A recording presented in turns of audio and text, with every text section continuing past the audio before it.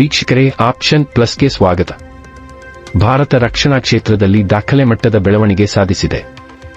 2024-25ರ ಆರ್ಥಿಕ ವರ್ಷದಲ್ಲಿ ಭಾರತವು 23,622 ಕೋಟಿ ರಕ್ಷಣಾ ಉತ್ಪನ್ನಗಳನ್ನು ವಿದೇಶಗಳಿಗೆ ರಫ್ತು ಮಾಡಿದ್ದು, ಇದು ಕಳೆದ 10 ವರ್ಷಗಳಲ್ಲಿ 34 ಪಟ್ಟು ಹೆಚ್ಚಳವಾಗಿದೆ. 2013-14ರಲ್ಲಿ ರಕ್ಷಣಾ ರಫ್ತು ಕೇವಲ 686 ಕೋಟಿ ಮಾತ್ರವಿತ್ತು.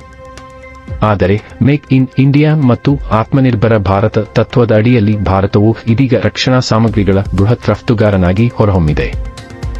ಕೇಂದ್ರ ರಕ್ಷಣಾ ಸಚಿವ ರಾಜನಾಥ್ ಸಿಂಗ್ ಅವರು ಈ ಬಗ್ಗೆ ಮಾಹಿತಿ ನೀಡಿದ್ದು, ಖಾಸಗಿ ಮತ್ತು ಸರ್ಕಾರಿ ಸಂಸ್ಥೆಗಳ ಸಹಕಾರದ ಫಲವಾಗಿ ಈ ಸಾಧನೆ ಸಾಧ್ಯವಾಯಿತು ಎಂದು ತಿಳಿಸಿದ್ದಾರೆ.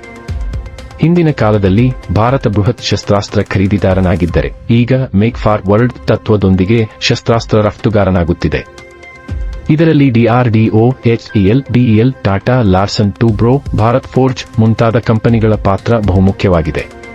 ಭಾರತದಿಂದ ರಫ್ತು ಆಗುತ್ತಿರುವ ಮುಖ್ಯ ಉತ್ಪನ್ನಗಳಲ್ಲಿ light combat aircraft, Tejas, Pinaka rocket system, night vision ಸಾಧನಗಳು, ರಾಡಾರ್, ಡ್ರೋನ್ಗಳು ಮತ್ತು ನೌಕಾ ಶಸ್ತ್ರಾಸ್ತ್ರಗಳು ಸೇರಿವೆ.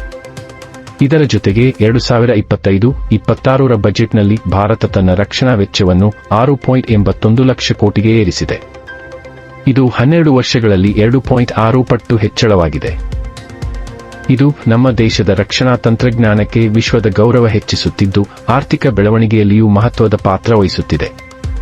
ಭಾರತ ಈಗ Africa, Latin America, Philippines, Vietnam ಮತ್ತು ಮಿಡಲ್ ಈಸ್ಟ್ ರಾಷ್ಟ್ರಗಳಿಗೆ ಶಸ್ತ್ರಾಸ್ತ್ರ ರಫ್ತು ಮಾಡುತ್ತಿದೆ. ಈ ಬೆಳವಣಿಗೆ ಭಾರತದಲ್ಲಿ ಉದ್ಯೋಗಾವಕಾಶ ಹೆಚ್ಚಿಸಿದೆ. ಎಂಜಿನಿಯರ್ಗಳು, ವಿಜ್ಞಾನಿಗಳು ಮತ್ತು ತಂತ್ರಜ್ಞರಿಗೆ ಈಗ ಹೆಚ್ಚಿನ ಅವಕಾಶಗಳಿವೆ. ದೇಶದ ತಂತ್ರಜ್ಞಾನ ಮತ್ತು ಯುದ್ಧ ಸಾಮರ್ಥ್ಯದಲ್ಲಿ ಸ್ವಾವಲಂಬಿ ದೇಶವಾಗಿ ರೂಪುಗೊಂಡು ಜಗತ್ತಿಗೆ ಶಕ್ತಿ ಪ್ರದರ್ಶಿಸುತ್ತಿದ್ದೇವೆ. ಭಾರತದ ಗುರಿ ಇನ್ನು ಮುಂದೆ 2029ರೊಳಗೆ 50,000 ಕೋಟಿ ರಕ್ಷಣಾ ರಫ್ತು ಸಾಧಿಸುವುದಾಗಿದೆ. ಇದೆಲ್ಲದರ ಮಧ್ಯೆ ಸ್ಪಷ್ಟವಾಗಿರುವುದು ಏನೆಂದರೆ, ಈಗ ಮೇಕ್ ಇನ್ ಇಂಡಿಯಾಯಿಂದ ಮೇಕ್ ಫಾರ್ ವರ್ಲ್ಡ್ ಕಡೆಗೆ ಭಾರತದ ಗುರಿಯೂ ಸ್ಪಷ್ಟವಾಗಿದೆ. ಈ ಮಾಹಿತಿ ನಿಮಗೆ ಉಪಯುಕ್ತ ಎಂದು ಅನಿಸಿದರೆ ದಯವಿಟ್ಟು ಲೈಕ್, ಶೇರ್ ಮತ್ತು ಸಬ್ಸ್ಕ್ರೈಬ್ ಮಾಡಿ. ಮುಂದಿನ ವಿಡಿಯೋದಲ್ಲಿ ಮತ್ತೆ ಭೇಟಿ ಮಾಡೋಣ. ನಮಸ್ಕಾರ.